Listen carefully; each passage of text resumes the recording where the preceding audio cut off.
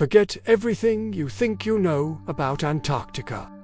What if I told you that beneath all that ice, there's evidence of a world that was once hotter than any jungle you can imagine? This isn't just a fantasy. We're uncovering the secrets of a truly shocking ancient past that would have completely reshaped our planet. When you picture Antarctica, you see a vast, white desert of ice, the coldest place on Earth. It's a land of penguins, seals, and brutal sub-zero temperatures. But what if I told you that 90 million years ago, during the Cretaceous period, the age of dinosaurs, Antarctica was a lush, temperate rainforest? It sounds like something from a science fiction movie, but this is a scientific fact, pieced together by researchers who have drilled deep into the continent's past. Imagine standing on the coast of West Antarctica back then. Instead of endless ice shelves, you'd be surrounded by a dense forest of conifers, ferns, and flowering plants, similar to what you might find in New Zealand's rainforests today. The air would be warm and humid, with average temperatures around 12 degrees Celsius, or 53 degrees Fahrenheit. Even during the 4 months of polar night, when the sun never rose, the temperature would have remained mild. So, how do we know this? The evidence lies buried deep beneath the ice and the seafloor. In 2017, a team of scientists drilled a core sample from the seabed of the Amundsen Sea, off the coast of West Antarctica. What they found was astonishing.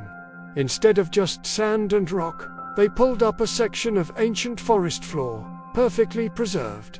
It was a geological time capsule.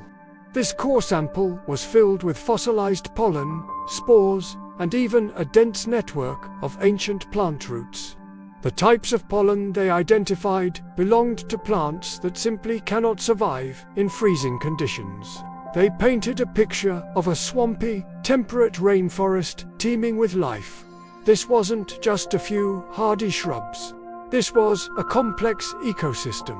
The implications are mind-blowing.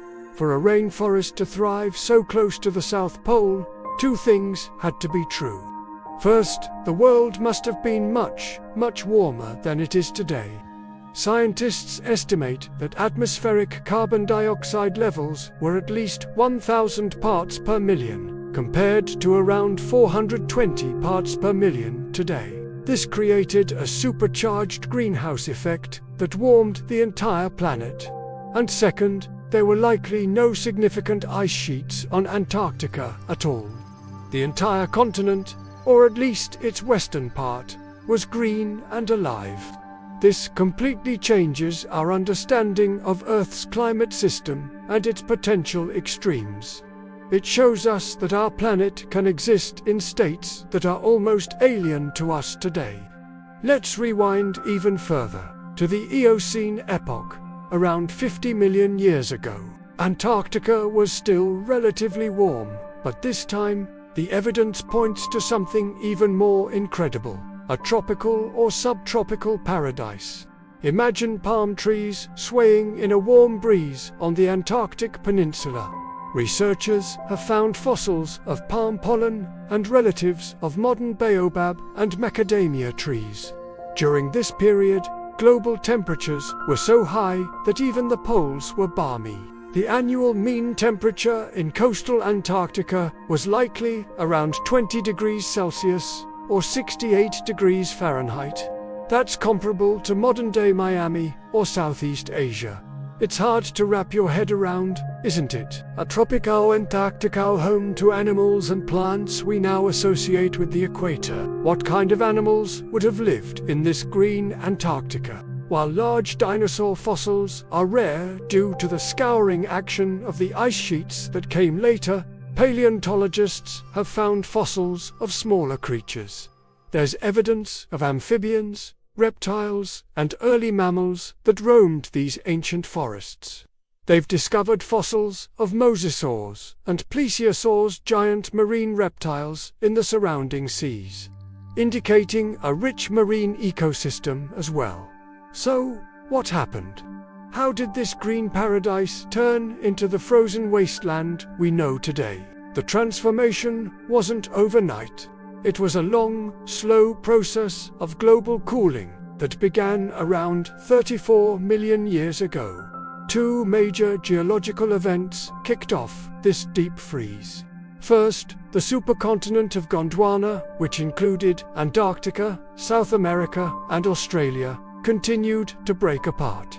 As South America and Australia drifted away from Antarctica, it created a powerful new ocean current, the Antarctic Circumpolar Current. Think of this current as a giant, circular river flowing around the entire continent.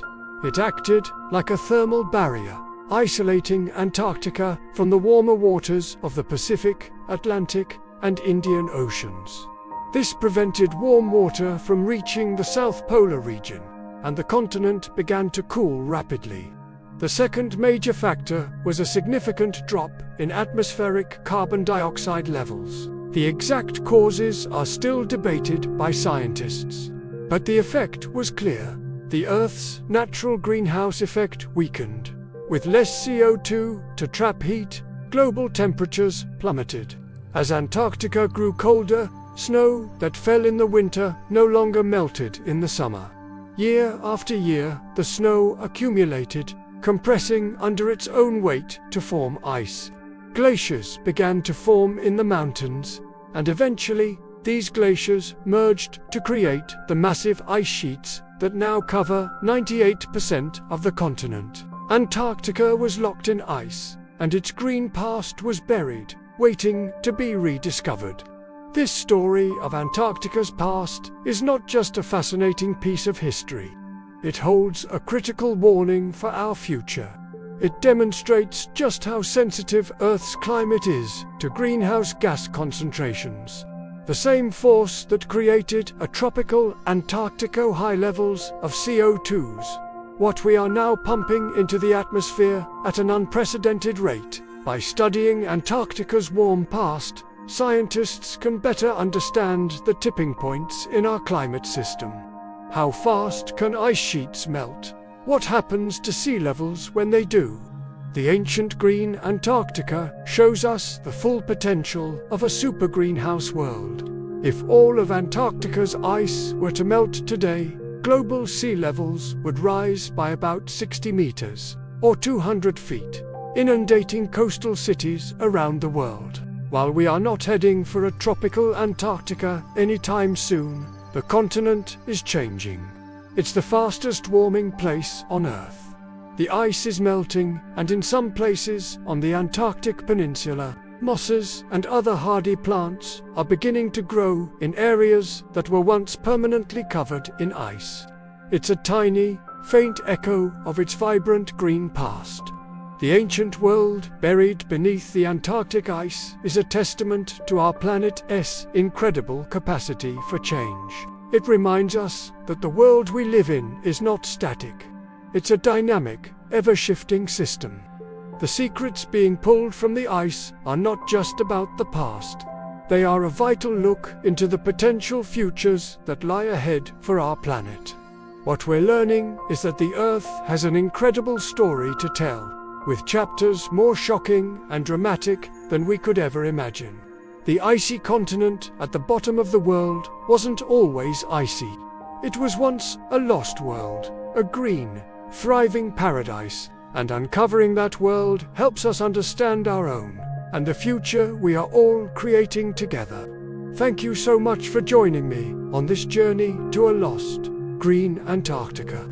It's a mind-bending story, and there's still so much more to discover. If you enjoyed this video and want to explore more incredible secrets of our planet, please hit that like button, and don't forget to subscribe and turn on notifications so you won't miss our next adventure. We'll see you in the next video.